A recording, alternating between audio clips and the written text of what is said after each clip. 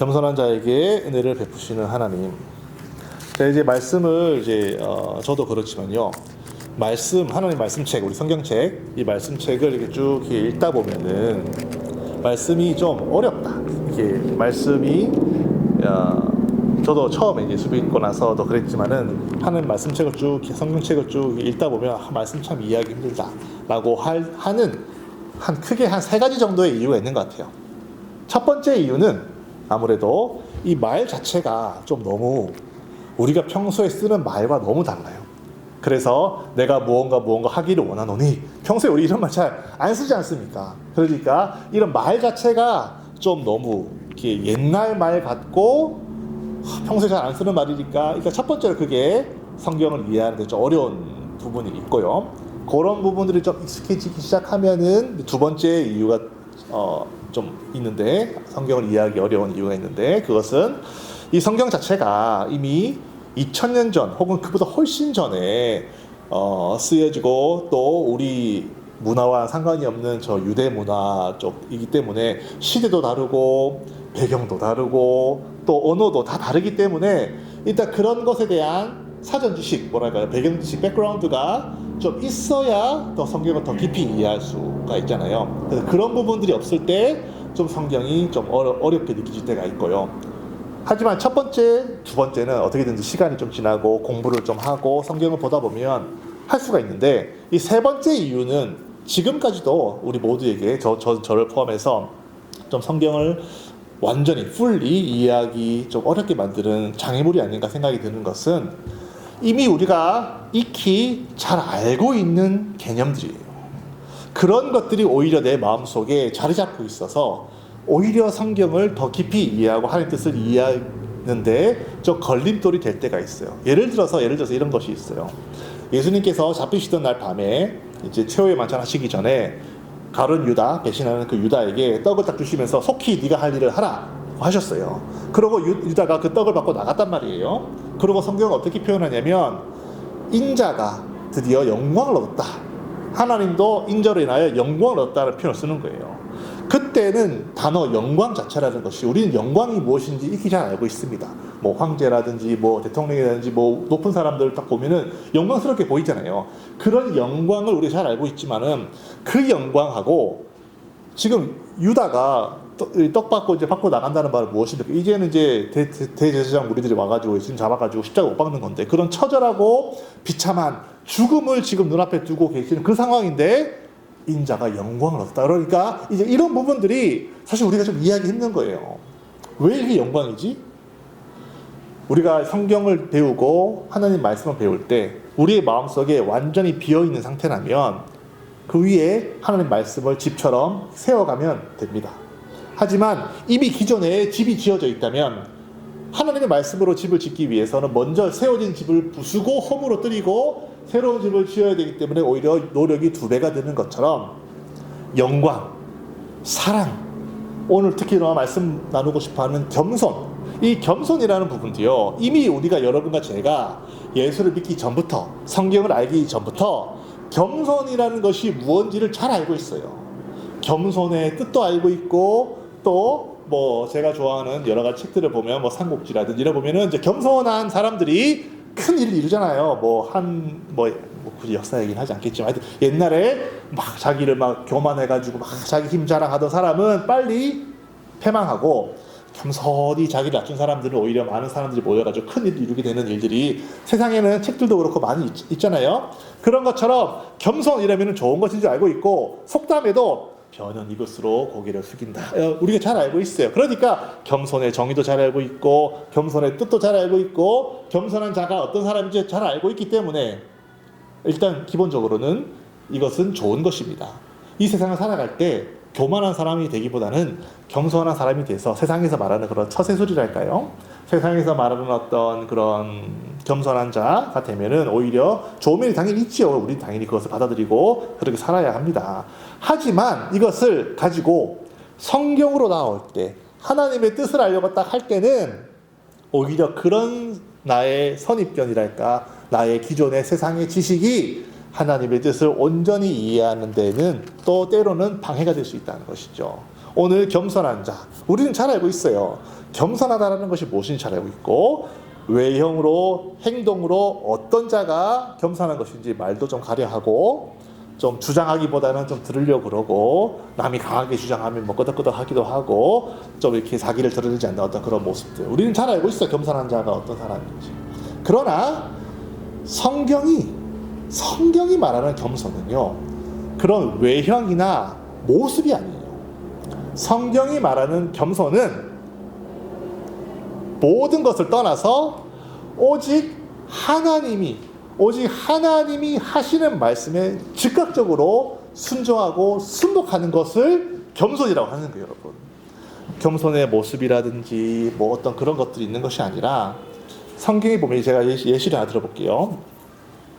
뭐 성경의 사무엘 상에 나오면 이제 그런 얘기가 나오기는 하지만, 17장에 보시면 제가 찾아볼게요.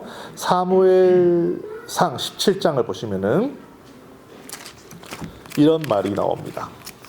사무엘상 17장.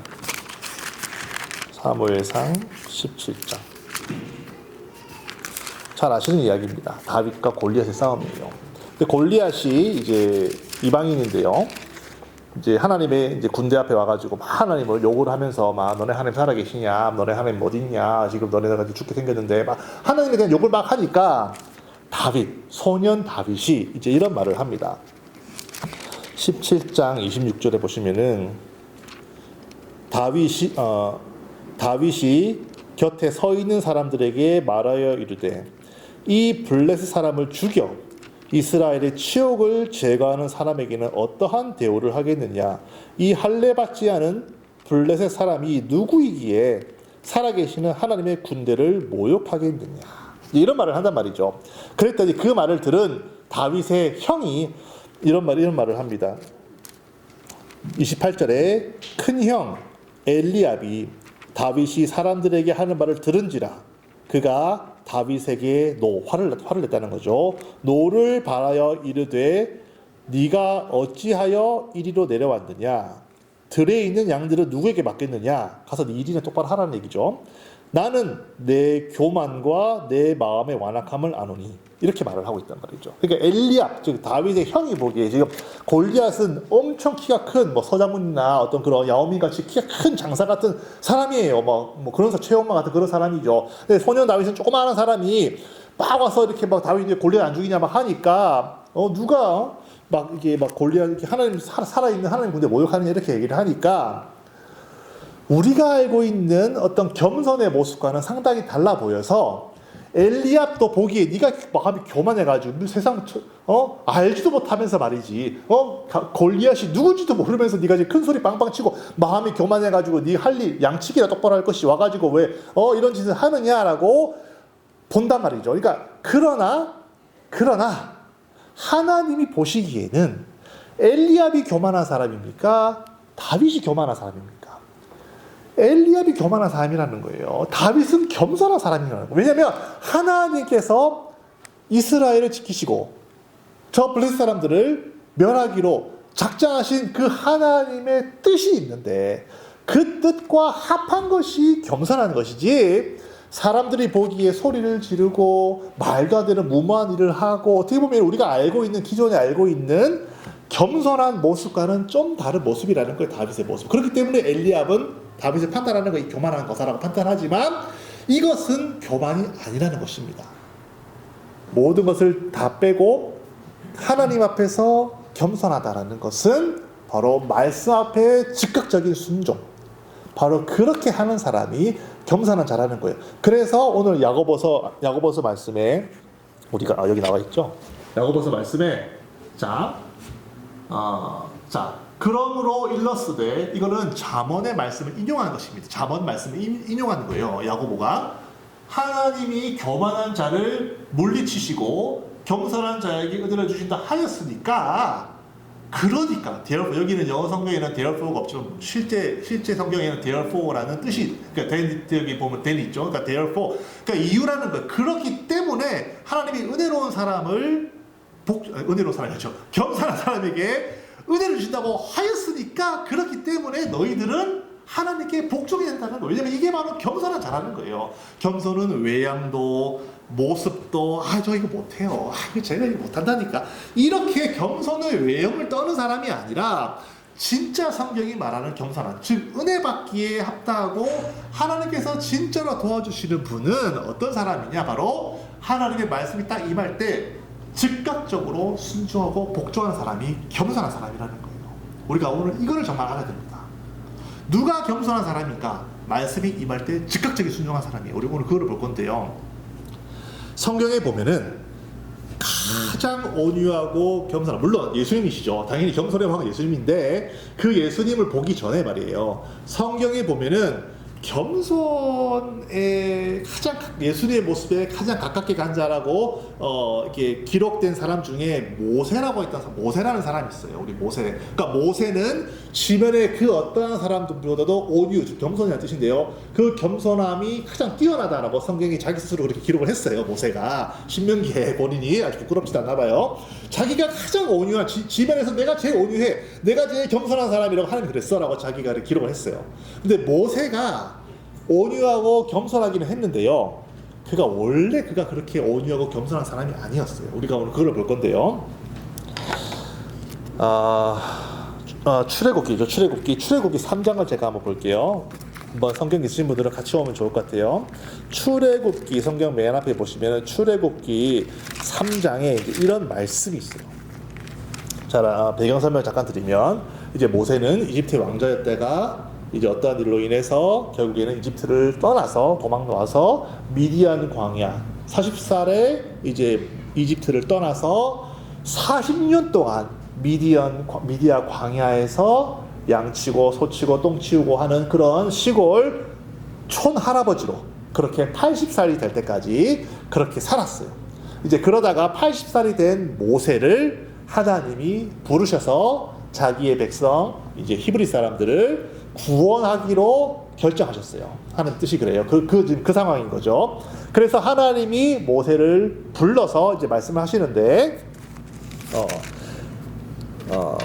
3장 4절에 여호와께서 그가 보려고 돌이켜 오는 것을 보신지라 하나님이 떨기나무 가운데서 그를 불러 이르시되 모세야 모세야 하시매 그가 이르되 내가 여기 있나이다. 이제 모세가 반응을 했어요. 5절에 하나님이 이르시되 이리로 가까이 오지 말라. 네가 선 곳은 거룩한 땅이니 내 발에서 신을 벗으라. 그래서 신 벗으라 했으니까 신도 벗었겠죠. 신을 벗었어요. 그다음에 또 이르시되 나는 내 조상의 하나님이니 아브라함의 하나님, 이삭의 하나님, 야곱의 하나님이니라. 모세가 하나님의 얼굴, 하나님 배우기를 두려워하여 얼굴을 다 가렸어요. 그러니까 지금 모세는 신도 벗고 하나님 말씀에 응답하면서 이 얼굴을 가리는 겸손한 모습을 있었어요. 여러분, 겸손한 모습을 있었다는 거예요. 하지만 잘 읽어보면요, 모세는 겸손한 자가 아니었어요. 얼마나 마음이 완악한지 하나님이 이거 해라 싫은데요, 저거 해라 싫은데요, 혼났어요. 우리 그걸 볼 건데요. 자, 하나님께서 쭉 이제 여호와께서 이르시되 뭐 애굽에 있는 백성들 고통을 어쩌고저쩌고 근심을 알고 내가 너를 보내서, 자 보시면은 8절 보세요. 하나님 분명히 말씀하셨어요. 내가 내려가서 그들을 애굽인 손에서 건져내고, 지금 주체가 누굽니까? 내가 직접 가서 구원하겠다는 거예요. 하나님이 하시겠다는 거예요.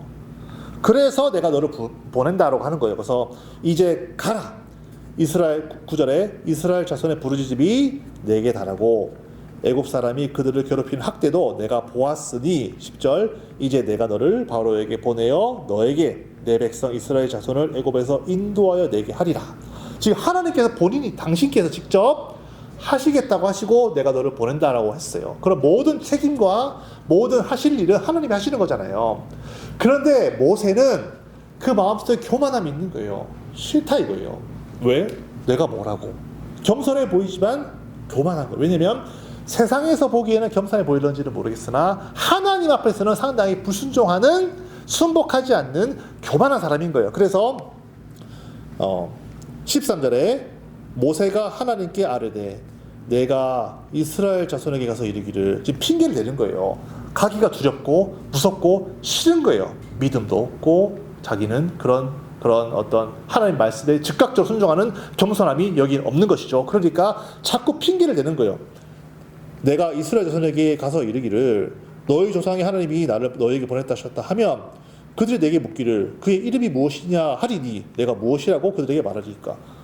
내가 갔는데 사람들이 말도 안 되는 핑계 대는 거야. 하나님 너 보냈어? 그 보내신 하나님 이름 뭐야? 라고 물으면 난 당신 이름도 모르는데 어떻게 갑니까? 라고 핑계를 지금 대면서 하나님 말씀 순종 안 할 핑계를 지금 찾고 있는 거예요. 모세가 얼마나 완악한 사람입니까? 상당히 완악한 사람이에요. 그리고 이제 하나님께서 그래서 이름을 알려주셨어요. 이름 알려주셨더니 자 또 모세가 사장에 모세가 그런데 대답하여 이르되 그러나 그들이 나를 믿지 아니하며 내 말을 듣지 아니하고 이르기를 여호와께서 내게 나타나지 아니하셨다 하리라. 사람들이 안 믿을 것 같아요.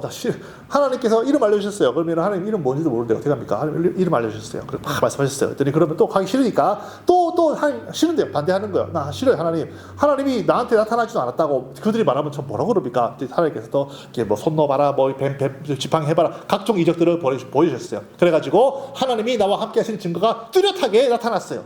그런데도 모세는 또 싫은 거예요. 그래가 싫어가지고 14장 13절에 모세가 이르되 주여 보낼 만한 자를 보내소서. 여호와께서 모세를 향하여 노하여 이르시되 레위 사람 내 형 아론이 있지 않냐. 그가 말 잘하는 걸 내가 안다. 그가 너를 만나러 나오다니 그가 너를 볼 때 마음이 기쁠 것이다. 이렇게 하나님께서 3번이나 모세한테 가라 했더니 저 싫은데요. 가라. 싫은데요. 가라. 싫은데요. 노를 바라셔가지고 말씀하셔서 가게 했어요. 그런 모세였다는 거예요. 여러분 이렇게 불순종하고 하나님께 순복하지 않은 자, 겸손치 않은 자를 하나님께서 모세를 택하셔서 결국엔 하나님 일하게 하셨어요. 할렐루야. 우리에게 희망이 있죠. 불순종하고 말 안 듣고. 그러니까 하나님께서 우리 오늘 말씀 들을 때 겸손한 자에게 은혜를 주신다. 그러면요 자기 영적인 셀프 이스팀이 아주 낮은 자존감이 낮은 사람들은요 내가 겸손치 않아서 은혜 못 받는 거야. 이렇게 자기를 자학합니다. 여러분 그렇게 말씀 듣지 마세요. 우리가 이 말씀 들으면요 하나님께서 계속해서 나를 더욱더 모세에게 하셨던 것처럼 더욱더 나를 겸손케 만드셔서 나의 그릇을 크게 만드셔서 더 많은 은혜를 부어주시겠구나 라는 기대와 소망으로 말씀을 들어야지 나 같은 놈 정말 이게 마음이 겸손치 않아서 못 받는구나 이렇게 자학하면서 말씀 듣지 마세요. 여러분 하나님이 우리에게 주시는 말씀은 소망이고 하나님이 우리에게 가지고 있는 생각은 평안이라는 거예요. 우리를 그렇게 은혜 받을 만한 자로 만들어 가시는 하나님. 하나님께서 그렇게 우리에게 복과 은혜를 담을 만한 그릇으로 빚어가시는 하나님. 이런 하나님을 우리가 만나야지 우리를 혼내시고 때리는 하나님이 절대로 아니라는 거죠. 모세도 이렇게 불순종한 사람이었어요. 그러나 그가 오랜 기간 하나님과 함께하면서 결국에는 지면의 모든 사람보다도 온유하고 겸손한 자가 되었다는 거예요. 자, 또 다른 말씀 볼까요? 사사기를 볼게요. 성경에 이런 사람 얘기 너무 많이 나옵니다. 이번에는 기드온 이야기를 한번 볼게요. 제 이름도 기드온이긴 하지만 우리 사사기를 볼게요. 사사기 6장에 기드온 얘기가 나오는데요. 기드온 우리가 알기에는 상당히 하나님의 이 사사로서 아주 하나님과 이렇게 함께했던 사람으로 기억하고 있지만 처음에는 그가 그렇지 않았다는 거예요. 사사기 6장을 볼게요. 사사기 6장을 보세요. 사사기 6장. 자, 이때 6장의 배경은 이제 이스라엘 사람들이 가나안 땅을 차지하긴 했지만 거기서 여전히 불순종하고 하나님 말씀 안 들어서 계속 이제 이방 사람들이 쳐들어와서 괴롭혀서 지금 당시에는 미디안이라고 불리우는 족속이 이스라엘 사람들을 상당히 괴롭히던 시절이에요. 그 시절에 이제 자 보시죠. 7절 같은 경우에 이스라엘 자손이 미디안으로 말미암아 여호와께 부르짖음으로 자 11절에 여호와의 사자가 아비의 세 사람 요아스에게 속한 오브라에 이르러 상수리 나무 아래 앉으니라. 마침 요아스의 아들 기드온이 미디안 사람에게 알리지 아니하려 하여 밀을 포도주 틀에 타작하더니 이게 무슨 말이냐면요. 원래 기드온이라는 사람은 용사가 아니었다는 거예요. 기드온은 그냥 평범한 소시민이고 힘도 없는 두려움에 떠는 사람이었어요. 그래서 이 당시에 말하자면 미디안이라고 하는 트라이브, 이 부족들이 이스라엘 사람들을 지배하고 괴롭히던 시절이에요. 그런데 만약에 기드온이 자기 마당에서 대놓고 밀타작을 하면 어떻게 되겠어요? 미디안 사람 밀이다 해서 와서 가져가겠죠. 그러니까 그게 두려운 거예요. 그러니까 숨어가지고 밀타작을 하고 있었어요. 그러니까 이 말만 보면 기드온은 원래부터 타고난 용사가 아니고 두려움 많고 겁쟁이였다는 거예요. 이 말씀에. 그랬는데 12절에 여호와의 사자가 기드온에게 나타나 이르되 큰 용사여 여호와께서 너와 함께 계시도다 하매 기드온이 어떻게 했을까요? 아멘 믿었을까요? 천만의 말씀 안 믿는다는 거예요. 믿질 않아요. 그래서 기드온이 그에게 대답하되 오 나의 주여 여호와께서 아주 이렇게 뭐랄까 아주 멜랑콜리하게 읽어야 되는 거예요. 여호와께서 우리와 함께 계시면 어찌하여 이 모든 일이 우리에게 일어났나이까. 또 우리 조상들이 일찍이 우리에게 이르기를 여호와께서 우리를 애굽에서 올라오게 하신 것이 아니냐 한 이 그 모든 이적이 어디 있나이까. 이제 여호와께서 우리를 버리사 미디안의 손에 우리를 넘겨주셨나이다 하니. 그러니까 지금 기드온은 숨어서 밀타작하고 있으면서 신세 한탄만 하고 있는 거예요. 하나님 어디 있습니까? 하나님 옛날에는 뭐 이집트 손에 뭐 구원했다고 하지만 뭐 지금 뭐 우리 나타나지도 않고 뭐 우리가 할 수 있는 것도 없고 우리를 지금 미디안 이 사람들에게 괴롭혀가지고 뭐 오늘 내일 하고 있는데 뭐 먹을 것도 없어가지고 숨어가지고 밀타작하고 있는데 하나님이 어디 있습니까? 라고 이렇게 말을 하고 있다는 거예요. 아주 불순종하는 사람이죠. 아주 교만한 사람이라는 거 한마디로 이 기드온은.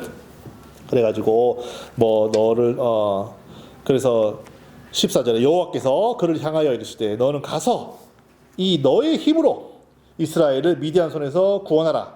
내가 너를 보낸 것이 아니냐 하시리라. 그러나 기드온이 그에게 대답하다 안 믿는 거예요.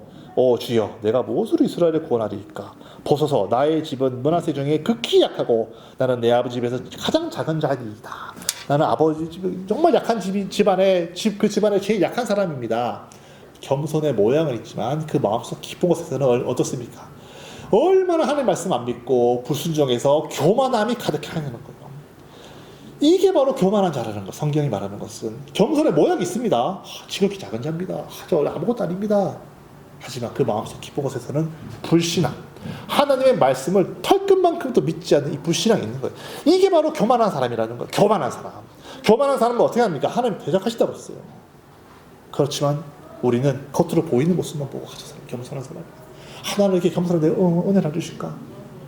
착각하면 안 된다는 것이죠. 우리가 하나님 앞에서 얼마나 불순종하고 있는지를 때로는 우리가 느끼고 하나님께서 나를 이렇게 쉐이핑, 만들어가고 계신 중에 있다는 것을 우리가 알아야 되는데요. 그래서 또 13절, 15절, 또 16절에 그래서 여호와께서 그에게 이르시되 내가 반드시 너와 함께 하리니. 우리가 늘 듣는 말씀 아닙니까? 하나님 나와 함께 하신다. 그래서 우리는 그런 말씀 들어요. 네가 미디안 사람 치기를 한 사람 치듯 하리라 하시니라.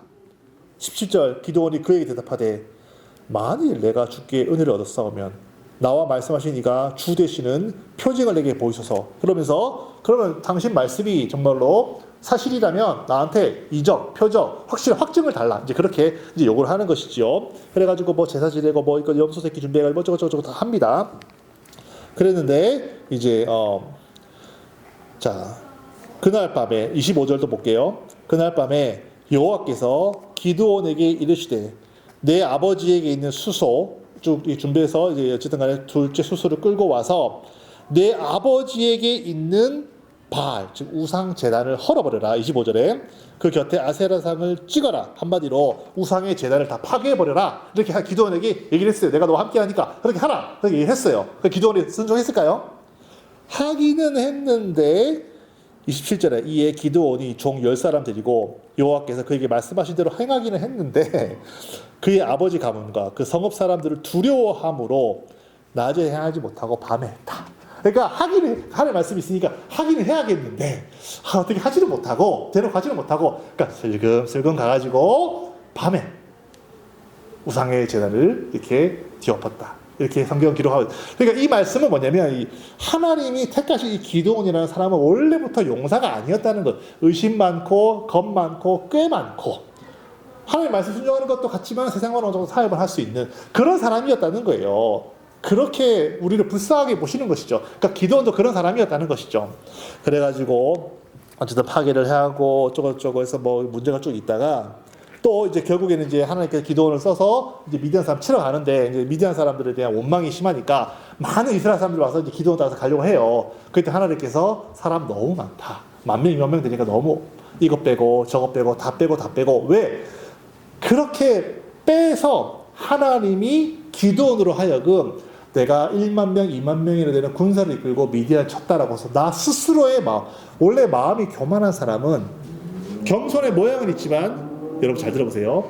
무언가 하나님의 도우심으로 일이 이루어졌어요. 그러면 내가 기도를 많이 해야 된 거야. 무슨 말인지 아시겠죠? 내가 금식해서 이렇게 된 거야. 내가 뭐 해서 이렇게 된 거야. 자꾸 나를 생각한다는 거예요. 교만한 사람들은. 그러니까 처음에는 겸손의 모양이 있어요.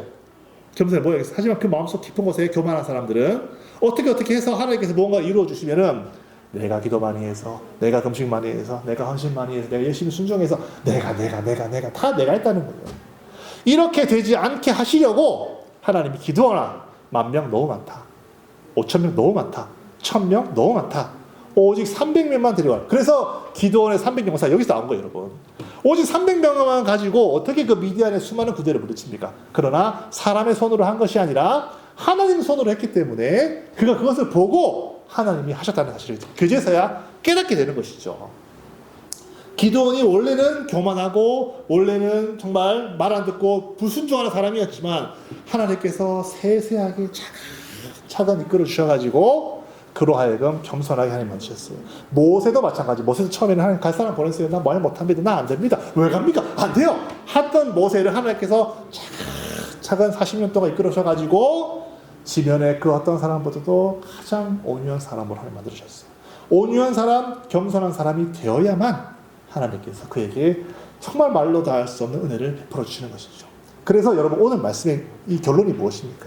하나님께서 여러분과 저에게 겸손한 자에게 은혜를 베푸신다. 이 말씀 주신 것은 너희가 겸손해야 된다가 아니라 하나님이 내가 너를 사랑하기 때문에, 여러분과 저를 사랑하기 때문에, 나를 사랑하기 때문에 하나님이 우리의 삶 모든 순간순간 개입하셔서 나로 하여금 겸손한 사람, 말씀에 즉각적으로 순종하게 만드는 사람으로 지금 만들어가고 계신 중에 있다는 거예요. 때로는 일이 잘 안 풀리지요. 그러면 어떻게 됩니까? 바로 깨닫는 거예요. 더 내가 기도해야 되겠구나. 더 내가 무릎 꿇어야 되겠구나. 더 내가 말씀 받아야 되겠구나. 이렇게 깨닫게 된다는 것이죠. 내가 이것도 해볼까? 저것도 해볼까? 때로는요, 우리 하나님이 우리에게 어떤 말씀하십니다.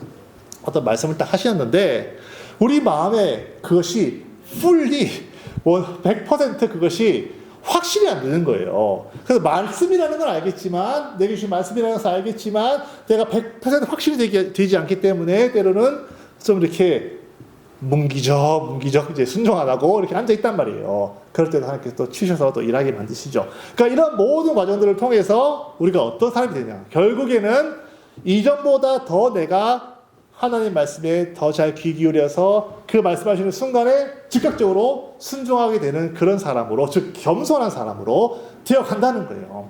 그렇게 겸손한 사람이 여러분과 제가 되면 우리가 정말 상상할 수 없는 크신 하나님의 은혜가 여러분과 저의 삶 가운데 정말 임하게 된다는 것이 오늘 하나님의 말씀입니다.